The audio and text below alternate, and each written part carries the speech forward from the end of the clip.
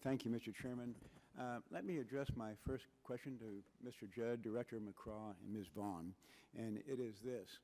Do you feel that the majority of individuals trying to enter the United States illegally from those three primary Central American countries are motivated by the President's policies that they feel will allow them to stay in America? Mr. Judd?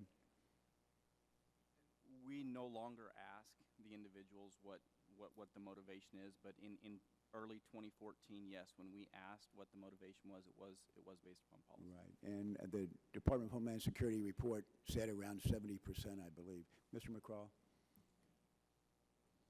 I don't have enough information to comment on that, Congressman. Okay, Ms. Vaughn?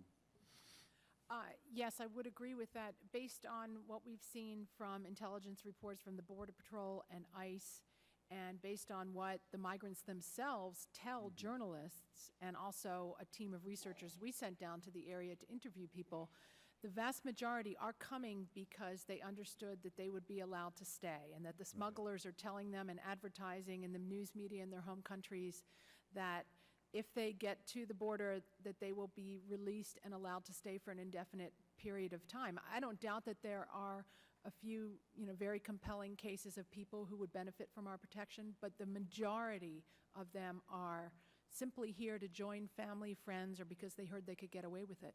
Right. Mr. Judd, was that a directive from the administration that said do not ask that question any longer? No, sir, it was not. That came from our management. Okay, from the management as well. Maybe they didn't like the result they were getting. I don't know. The other point I think to make is we sometimes hear about the violence in those three Central American countries. Crime rates are actually going down in 2 of the 3 of those countries, and the crime rates themselves are still less than the crime rates in several American cities. Unfortunately, I think there's a lot of biased media coverage, and you seldom see the media acknowledge that the primary motivation are the President's policies and the expectation of amnesty when they arrive. Ms. Vaughn, let me, and Mr. Judd too, and Director McCraw, I'd like to get some figures just to have a better idea of the extent of the problem. And let me ask you all if you have information in regard to last year, 2015, as to how many individuals entered the United States illegally or came in on visas and overstayed and are in an illegal capacity now. Do we have a figure, rough estimated figure for those number of people who contributed to the illegal population? Ms. Vaughn? The number, according to the Border Patrol statistics, there are about 250,000 Central American juvenile. Okay, I'm not talking about Central America. I'm talking about overall any country. I don't have a number off the top of my head of the total number of people who've come illegal. We don't know because they don't know who evaded the Border Patrol. Right. As far as overstayers, it's about 500,000 people in 2015 who did not depart when their visa. Just the visa overstayers? Just visa overstayers. Not all of them are still here. They think just over 400,000. That's just the visitor visas. That doesn't count the guest worker visas or the exchange.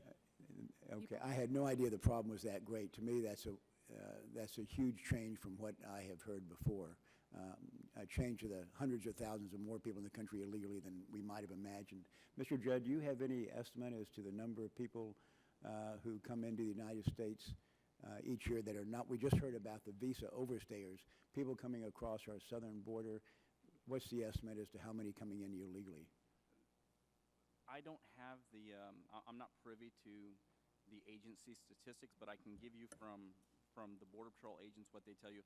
Just to give you a real quick story, Chairman Chaffetz was down on the border, and he was allowed to patrol the border with Border Patrol agents.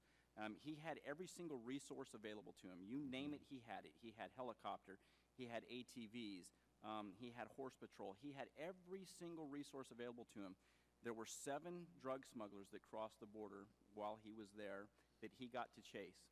Of those 7 drug smugglers that he got to chase with every single one of those resources, they caught 0. God. That's just, when he was talking to the patrol agent in charge of the Border Patrol station, he asked, what would you estimate the percentage of those that crossed the border illegally?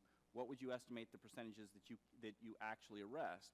And the patrol agent in charge, the highest ranking member of that station of about 350 agents, he told them that if they hit a sensor, we arrest probably 50%. If they don't hit a sensor, it's well below 50% of what we arrest. What's your estimate as to the number of individuals, or maybe I should say the fraction of individuals who are apprehended versus who successfully get into the United States illegally? A safe estimate from the Border Patrol agents would be that we arrest about 40% of what actually crosses. So if you got the official numbers from the agency of what we arrest, that's about 40% of what crosses. So if we arrested 400,000, then 600,000 would be coming in illegally. Correct. Something like that. When I've talked to Border Patrol agents in South Texas, the estimates have been anywhere from we only apprehend 1 out of 2 to 1 out of 5. And that's about, I think, what you're saying. I mean, the challenge you have is you don't know what you don't know, Congressman.